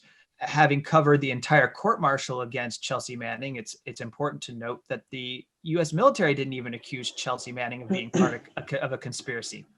So for them to suggest that this is what unfolded, it does not have the facts to back it up. But then they go on and they suggest that he was, the way they try to create some basis for this conspiracy allegation is to say he tried to help her crack a password for the Defense Department computer so that she could go around in these databases anonymously and steal these documents. Well, the fact is that she had the security clearance to access all of these databases, and there's no reason for her to move around anonymously. She could collect any kind of information. She could download it onto CDs. She could put it on any kind of removable media she wanted, and she could take it into her living quarters, and she could work on these materials on her personal laptop, and she wasn't going to be violating her security clearance. So she wouldn't be doing anything that would raise red flags for the military. And so there's just no reasonable argument for suggesting that there was this conspiracy, because based on the evidence that we have, it's a lot of taking circumstantial evidence and fabricating it, but then it's also deliberately misunderstanding events. It's like it's not even like what the worst conspiracy cases can be, where a lot of times in United States, when you have a prosecution for someone who's accused of a conspiracy, it's like you can have a text thread where someone is like, "Hey man, do you want to go throw this Molotov cocktail?" And the other one's like, "Yeah, I don't know. I guess we could, but maybe we should be careful." And then like they might construe that as an agreement that they were open to it, and they'll say that's the conspiracy, and like those people are going to be charged with terrorism or whatever. And I would say that that's stupid. There's no agreement there at all. But there's not even that in these the alleged chat logs. There's not even that. There's not even and it never happens. They never actually crack the password. And the thing that Julian Assange was offering, or the thing that Chelsea Manning was going to try to do, as far as I understand it, wasn't even technologically possible at the time to accomplish. So it was just a conversation about this thing called hash cracking and whatever, which I won't get into here. But anyways, and rainbow tables, so anyways, it's the US government deliberately misunderstanding technology so that they can get away with prosecuting Julian Assange. And because, I say the words cracking a hash and rainbow tables, and people go, "I have no idea what that is. I've never, that's way over my head." Then they think they can get away with doing this to somebody, and they've brought this prosecution, and they've completely diluted a whole section of our US media into thinking that there is conduct that Julian Assange engaged in that was outside of what's permissible in journalism, that perhaps he was more of like a hacker than a journalist in some parts of this. And then at the same time, what they're doing is they're allowing the US government to narrow what is acceptable to do when you're involved in news gathering. They're allowing the government to restrict, because these are common standard news gathering practices. Soliciting a leak is totally normal. Asking your source for information is normal. It's what you do. You would ask somebody because you want to publish a story and you think that person has access to that material. You would say, could you get this for me? I would be happy to. You try to sell them on it. So if you give this material to me, I could help you. You're upset about this corruption. I could do something for you if you give me this material. There's nothing wrong with that. That's not criminal activity. Yeah, this is something I wanted to ask you about, because I was watching a video of you, the conversation you were having on Shadowproof, and you were talking about a video clip that I had seen from The Hill Rising, where Crystal and Sagar had on two, I don't know, kind of idiots talking about the Assange case, and we can get into like the specifics of what they were talking about, the Biden administration moving forward. But it was really, I thought it was really dumb, and it was also emblematic of like the discourse that comes from the media a lot. Was one of the guys, I can't remember who, was saying, well, like, what, so Julian Assange can just decide he's a publisher if he wants to be? And it was like, well, yeah, like he can. And I was wondering what you thought about this sort of, there's sort of this elitism that comes out in the press when they talk about people like this. I think also to, in a different way, when the Snowden revelations came about and Barack Obama called Snowden a hacker, and there's sort of this effort to discredit these people or kind of marginalize them, make them less important or less qualified than they are.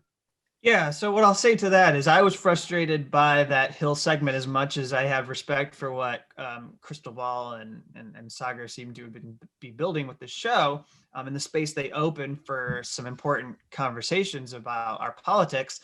It was very lazy in the way that it was constructed as a segment, and my frustration stemmed from the lack of specifics in this. I felt like the conversation that they had was one that would have been acceptable if Julian Assange was just arrested and expelled from the embassy. But this is a conversation that we need to move into new areas because it's been stale. It's been in the same place for 2 years and it's just old. This constant need to debate whether Julian Assange is a journalist or not, and this constant need, to talk about whether, this was, well, I suppose we could talk about whether it's criminal activity or not. We could debate that if we want, but this idea that, there should be some kind of, we should expect some kind of retaliation for leaks.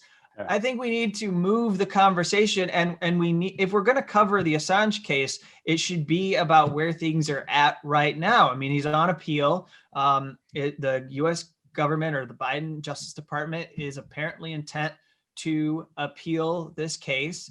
And so we should talk about what that means. And it actually should open up a discussion about what they're trying to do to imprison a journalist, and how they're going to go before this High Court of Justice in the UK and argue that our prison system is not one in which Julian Assange would be able to commit suicide, even if he was unjustly treated or harshly treated. His mental health could deteriorate, but there's no way that he would get by us. We'll make sure that he stays alive. We all saw the sensational outcome with Jeffrey Epstein's death. We all have other examples of people who have been held in supermax prisons, who have engaged in self-mutilation, who have done other horrible things to themselves because they've been driven mad in this kind of facility that we'd expect Julian Assange to be held. So we know that they're going to have to do a lot of gymnastics in order to make their argument about what would or would not happen to Julian Assange if he is brought to this country. And I'd like to see us talk about that within the context of the press freedom issue that is here. But, in wrapping up my answer to you, you had this guy, I believe his name was Robert Fisk, who's like a Democratic strategist. Then I don't know Keith's last name, but I do remember that he was something that's like called Silent Partners, who seemed to be more of like a conservative kind of affirm. And these seem to be people who are assigned to the show, probably by The Hill, who they're required to check into or have a book on segments on a regular basis. So they were invited to talk about this, and they were just being pundits who knew nothing really about this. And Fisk says, there you can't expect people to leak against the United States and there not be any consequences. Well, that's stupid. And then Keith is saying that, and you think that like just anybody can be a journalist? You think anybody can just appoint themselves to like publish material? And the answer is yes, I do, because for being a journalist, it's the only profession that is protected in the Constitution. It's in the First Amendment. There aren't any other professions in our Constitution that are protected, but people who are journalists are protected in the Constitution. And so it's an act. That's the other thing, is people always get fixated on that thing of like, are they or are they not a journalist? Well, it really doesn't matter. It could be someone who works at Walmart, or it could be somebody who works a union job in a factory.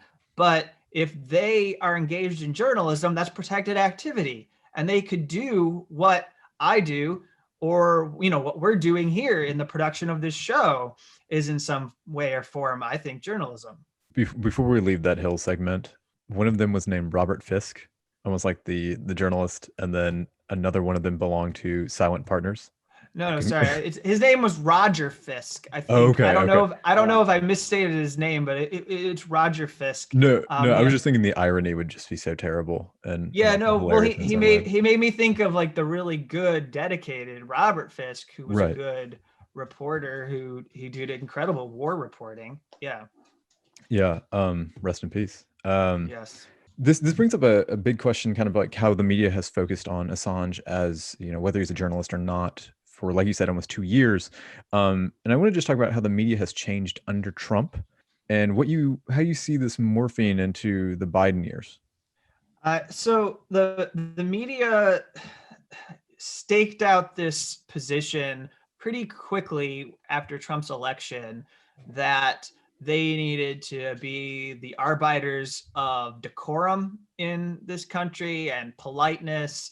And it wasn't just that they were doing a whole lot of policing of statements from the administration in order to show what was factual and not factual, which I think there's obviously a place for that. We want to know when our officials are lying and are telling us things that are false. And in an idealistic sense, and perhaps a naive sense, we would like a government that doesn't lie to us, but we know from some of the greatest muckrakers in history that governments always lie. That's just something that like you have to accept. So you're always skeptical of what you're being told, unless you actually have confirmation in front of you of what they're saying, so that you can know that this is real and true. And I believe that between CNN and MSNBC, they essentially created this dynamic around Donald Trump that insulated the Democratic Party establishment from those people who had made Bernie Sanders' campaign and the challenge to Hillary Clinton the most successful, and had created this opposition to Trump that really was, in my view, multiracial and went across a lot of issues, and they were economic, and they were also, to protect immigrants from crackdowns by their own government, and it didn't really extend into the realm of foreign policy, but there was some opposition to forever wars, and so that was obviously welcome, and to some weak ideas about connecting ending wars to funding human needs at home, which has been a thing that's existed for at least the last decade that I've been following all of these issues. The MSNBC and CNN and New York Times and the Washington Post, they promoted this whole thing that Donald Trump was elected and owed his rise to power and owed the fact that he was in the White House to Russian interference, and sometimes even went so far to try to pin it directly on Vladimir Putin and in his own actions. But I think in doing that, what they were rhetorically doing was trying to make it harder for people to oppose Democrats and Republicans for the ways in which they are usually reinforcing the most destructive aspects of capitalism and favoring the wealthy and expanding the influence of the 1% against the interests of the 99%. It was more convenient for Democrats to live in this space of believing that Donald Trump owed his presidency to Russia and to challenge him for that. And even impeachment, the first impeachment, not the second one, which, I think cut closer to the things that made him a toxic president. But the first impeachment around the Ukraine call whistleblower was still, again, trying to tap into that idea that he was stooge for Russia. And I think by and large, what you saw was a degrading of our media where they weren't exploring the things that made Donald Trump's presidency a threat to us, but those more superficial threats that were important to elites within our institutions who were opposed to Donald Trump. So it was kind of like the daily battles that we saw on our television were pitting people against each other, but it was really about a faction of elites at war with another faction of elites that didn't like what Donald Trump was doing. And so now, with Biden having been elected and those elites who opposed Donald Trump now being in power, and some of those elites actually being aligned with the national security state and, having used the national security institutions to hamper and drag down Donald Trump at times. My concern right now with the larger media is that we're just going to be mostly accommodating and ignorant of what those security agencies are doing. And we're going to give them a very, very long leash, for lack of a better phrase, because the FBI, we think that there's people there that had challenged Donald Trump, or, there was people in intelligence that challenged Donald Trump, etc. These are people who have come to really put their faith in these institutions, which is really bizarre. Even in the CIA, we see the CIA rebranding for millennials in the last month. And it's like the context of history over the last 40 years is riddled with examples of these agencies. And I think there are a fair number of commentators who have said that this is really odd. Most of the time, liberals and even people on the progressive left have been flat out opponents of these institutions. And now they seem to feel like, it used to be that the right-wing hawks, the more militaristic Republicans, those were the ones that I thought were aligned with the CIA, the FBI, were aligned with the Pentagon. But now it's like it's swung in the other direction. And to some degree, it's like we've the left has won a culture war around some of the issues that the right has been fighting. But what we've lost is our appetite for challenging the things that are at the core. I mean, those things that Martin Luther King Jr. would talk about the militarism and how the U.S. was a purveyor of violence, one of the greatest purveyors of violence around the world. It's like we don't really care about that. We just are happy if we can rename a military base after some civil rights icons, and then we might be able to do something about sexual assault within the military. And while I don't think anybody should have to suffer for enlisting in the military, it loses the fact that, we've got these documents from WikiLeaks that have exposed systemic war crimes, and we've got evidence of torture. And aren't we going to do something about that? And we're constantly seeing other countries say that they don't want troops to be granted immunity and they would like to be able to prosecute them if they engage in actions that are criminal. And we're saying, oh, we'll have to withdraw our troops and we'll bring them home and we're not going to answer to you. And there's no conversation about that. And it's missing. So there's a lot of examples of things that I feel are missing in our media conversations, which is a real problem in the Biden era. I think this brings up one phrase that was going around during the Trump years, the trust the experts. And it'd always be like juxtaposed with like Bill Kristol or like David Frum or somebody, which was just like so frightening. I have one more question about the media, and I know Ben has a bunch of questions too. So I just want to bring up, you mentioned this like rebalancing of the media with social media, like Twitter, things like that. Can you talk about the current state of adversarial journalism and independent journalism? Yeah, so to me, the most concerning part of trying to be an independent media person or engage in adversarial journalism without support from, say, a media organization like, I don't know, BuzzFeed, or I'm just plucking out different places where you might have some kind of backing if you got into trouble, but people who are trying to do this work independently are finding that on YouTube their channels are at risk of demonetization. I've run into this myself, in addition to following people who have actually received that email where they've got notice that their channel was being demonetized. I've followed closely what Ford Fisher has gone through. Just this whole idea now of, if you video an actual event and you post it, that somehow we are required to provide some kind of disclaimer that we don't believe what's happening in that video. That, like, if I go to a Proud Boys demonstration and show people what they're doing and expose their actions, that I have to make it clear in some disclaimer at the bottom that I am not encouraging people to go join the Proud Boys. That it's quite a perversion to me of journalism and the spreading of this information. It's just not something that anybody has ever been required to do. And if I recall correctly, my generation's biggest boogeyman was Osama bin Laden, and there were journalists with CBS that would travel to the cave to interview Osama bin Laden. They weren't required to put anything at the front of their interview saying, "Hey, we don't want you to join this figure.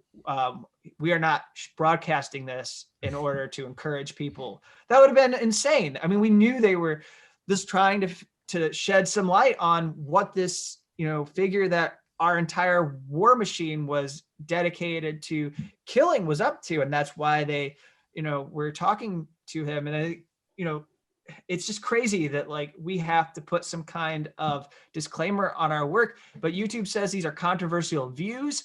And if they say that your video is filled with controversial views, then they can limit or tell you that you can't bring in any revenue entirely for the distribution of your content, so people can view it. And you don't get anything for that work you put into putting together that video. It could be just a live stream. It could actually be a documentary that you produce. There are people who do documentaries on Palestine and Israel, or they do things on war zones.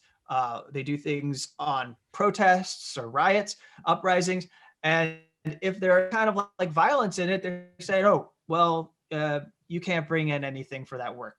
We're demonetizing." And so I think that this panic that we have around extremism and what happened around the Capitol, that the riot that took place, that's now spiraled out of control in a way to really narrow what is acceptable. And it doesn't just impact the Alex Joneses and the Ben Shapiros and the more like detestable people. It affects people across the spectrum who are, just happen to be on the fringes of thought, and are engaged in the discussion of unpopular ideas. It doesn't necessarily have to be about ideology. There's this squishy center, that I like to call it, that wants everything to be restricted there where they're comfortable. And people who go outside of it, those conversations tend to become things that the media has a way of depicting as dangerous in order to serve those centrist elites, so that they don't have to answer to people who have alternative viewpoints.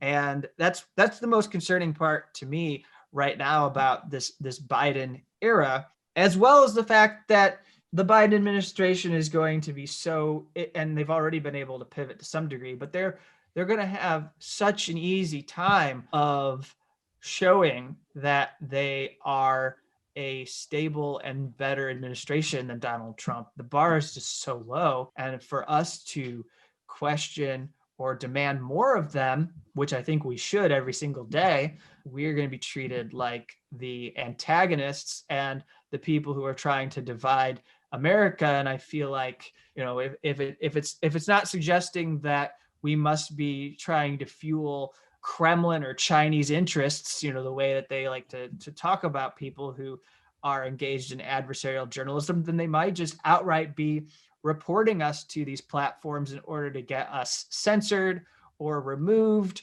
or the algorithms are going to shift so that our content isn't able to be found by people. We have to recognize that as independent adversarial journalists, or for people who do care about this kind of work, that the media, the corporate media, sees us as competitors, and they're now using these Silicon Valley tech companies in order to boost their content over ours, because they know that a lot of people don't want to watch them. And they especially don't want to watch them now that Trump isn't president. I mean, the ratings just tanking for CNN because they don't have this figure that everyone's afraid of and when they wake up in the morning anymore.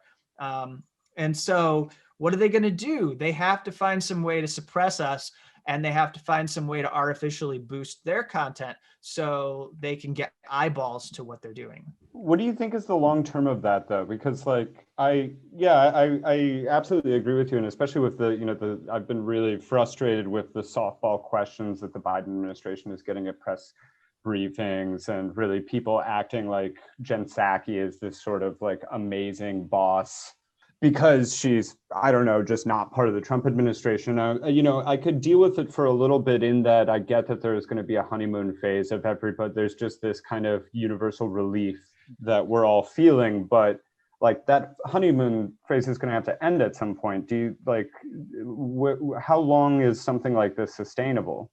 So I would break this into two parts. I would say that I think there's always going to be a group within this media, the establishment media, that is concerned with access. It existed during the Obama administration. They're going to be willing to run stories against opponents of the Biden administration to endear themselves to Joe Biden. They're going to be willing to punt on stories. They're going to be willing to publish puff pieces. I think you will know what I'm talking about. The LA Times turned a lot of heads when they had somebody, or they announced that they were going to have some Kamala Harris beat, and it looked like they were doing some kind of fangirl type reporting. First time we've ever had a beat on a vice president. Yeah, but the way it was presented seemed to be very much like they were following a celebrity Hollywood icon rather than somebody who is in power and has the ability to make decisions that can impact all of us. So, and she's not just an Instagram influencer. She's somebody who can affect what happens and whether people get pulled out of poverty based on her own decisions. So I think that there's that group. And then there's the people who are the base of progressives, the people who catapulted John Ossoff and Raphael Warnock to victory in Georgia. And they're the people who you need to not suppress by failing. You need to deliver on your promises, or else you lose them. We know they're not going to show up during the midterm election to help you maintain control of Congress. We also know that they're going to lose interest in your presidency, and you have to make good on what you say. So, we have no $2,000 checks. What's that going to do? That's alienating people already. And I think the CNN town hall recently, I think he lost a lot of people when he was asked directly, why not forgive $50,000 in student loan debt? Why are you only for $10,000? He says, no, I'm not going to forgive $50,000. Yeah. And right there, just by not even giving an answer that is just polite. I mean, he flat out told that woman, no, you are unreasonable to even ask me that. And I think that's a turnoff for a lot of people. And that's the kind of thing that you're going to see fissures and breaks in the coalition. And the other thing that I believe everyone is going to wake up to, if they haven't already, or at least I'd like them to. So I'm going to voice my view that I believe that they could make the choice to look at the fact that Republicans did not vote to convict Donald Trump for a very clear impeachable offense, as even Mitch McConnell admitted after deciding he wasn't going to vote to convict. So given that they have a Senate with 43 Republicans who would not vote to convict Donald Trump, I feel like that's almost reason for progressives to look at these centrist Democrats like Joe Manchin, who are in the pocket of industry and serving, this deficit hawk ideology on a daily basis. It's our opportunity to look at them and say, are you really going to demand bipartisanship with 43 Republicans who would not vote to convict Donald Trump? Are you really suggesting that those are the people we need to bargain with? And it's like, no, well, let's get the 50. Let's get the tie-breaking vote. Let's ram everything through. Let's get the things that we need. Let's do the things that Joe Biden promised that are mediocre and subpar, but at the very least, they're the things that he could do to maintain the little support he had to power him over Donald Trump, which was, again, a pretty thin margin given the unpopularity of Donald Trump and given the fact that it was a pandemic. Like, he's very lucky to have prevailed, but he did. So let's do those things. Let's make use of the fact that, you've got this. Because I'm really fearful. I feel like come 2022, if we remain on this path, it's almost inevitable that the Republicans control Congress and there's nothing that happens. And you're effectively making Joe Biden a one-term president. Oh yeah, I the way things are going right now, I don't see how it could go any other way. Well, I had one more question. I just wanted to know if you had any thoughts on the Alden Capital taking control of Tribune Media, and maybe if you had any thoughts on that, and what you think that might mean for as a Chicago guy, what you think that might mean for the landscape of media in Chicago.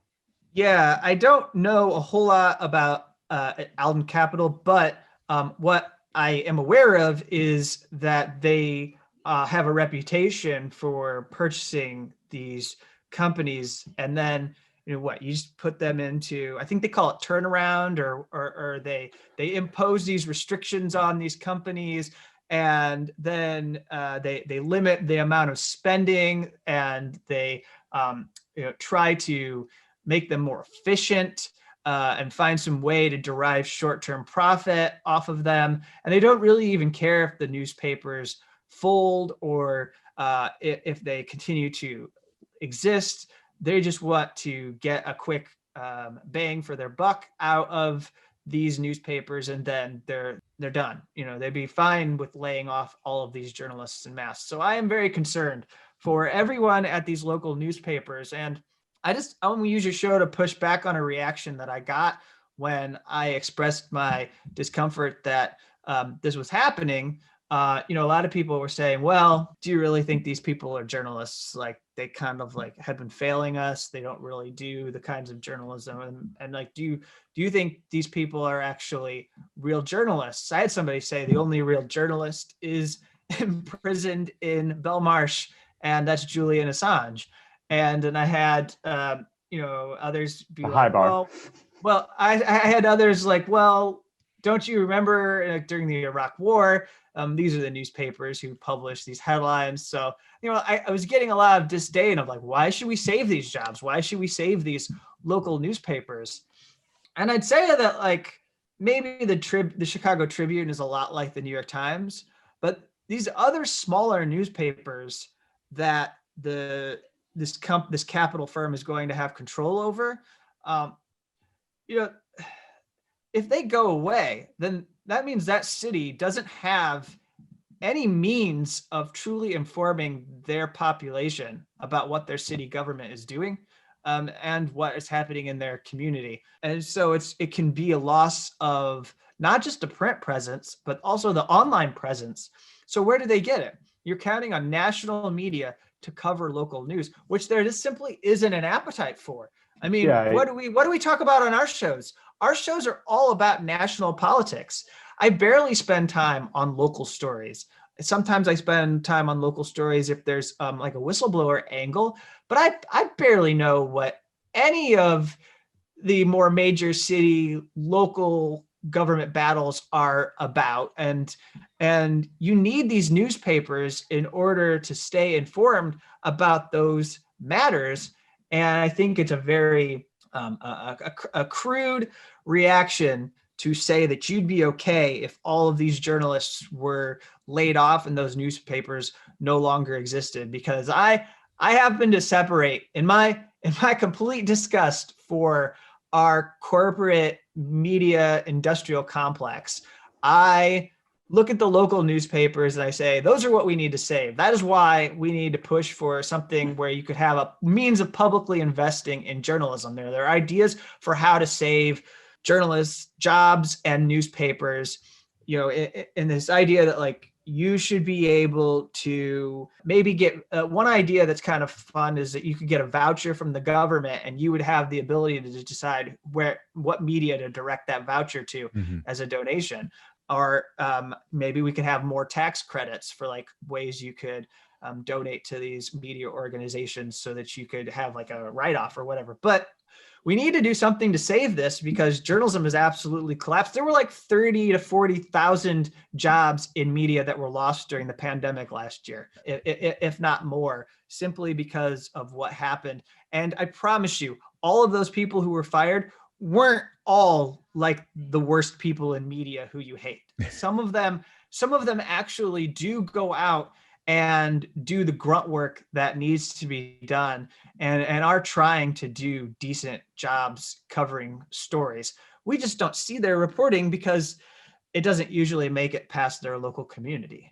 Well, and when it does, it's usually like, you know, larger national stories will come from that grunt work, right? I mean, this is what's important about that is you're not going to see, you know, the Huff Post at a fucking city hall zoning meeting, even though that's where people could actually expose like a larger corruption. So I think you're right on that. This stuff does move upwards. Well, and you'll rely on their expertise if something makes so for an example, without going into a long discussion here, if your mayor, Lori Lightfoot, decides that she and her city government want to make the Chicago Teachers Union a national news story about how they're not reopening schools, and she wants to take a local issue and now go on MSNBC or CNN and talk about it for a national audience, well, who would you logically turn to figure out if those officials are actually telling the truth or if they're just outright lying? You would want to talk to the local reporters who have been following the daily developments.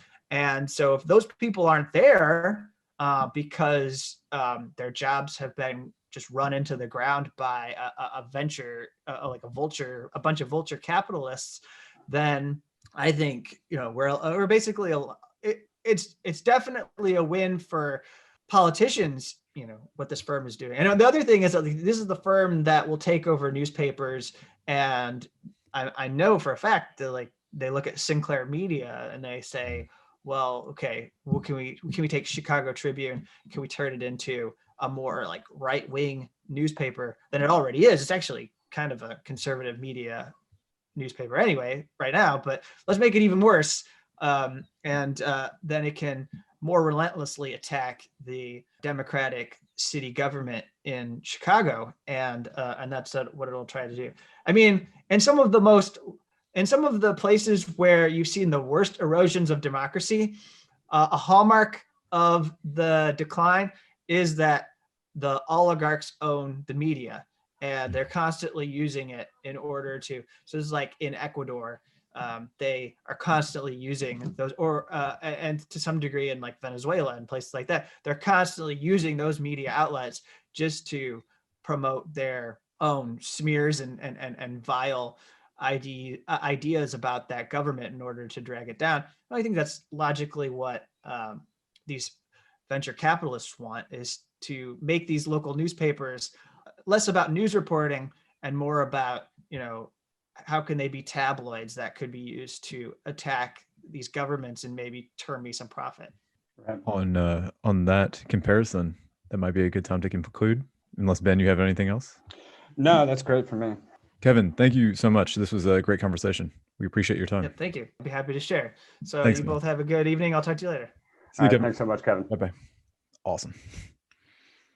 Boy's a true blue journalist, man. He just like goes. the comparisons he made. I thought the Assange thing was great. I thought the read of the media was awesome. Like, yeah, I'll never be that. I'm very jealous. It was cool. Couldn't have asked for a better issue or a better answer on Eldon Capital. Oh, I know, right? Just talking about it, what it means in the broader landscape. Yeah, that was great. We just finished talking to Kevin Gosztola. That was a great conversation. Ben, what did you think? Oh, it was brilliant. He's really sharp insight and really brilliant at making sure to look at the broader picture and keeping things up to date and keeping focused on what's happening now and what's going to happen next because of it. I think is really the job of a journalist, and Kevin's great for that. I really enjoyed the conversation. Yeah, absolutely. And like Ben was saying, if you haven't followed his work, go to shadowproof.com. You can also find him on Twitter at KGOSZTOLA. That's at KGOSZTOLA. That's Kevin Gosztola's Twitter. We are really having some people with complicated last names. Yeah, we need to stop with that. All right, next week something easy.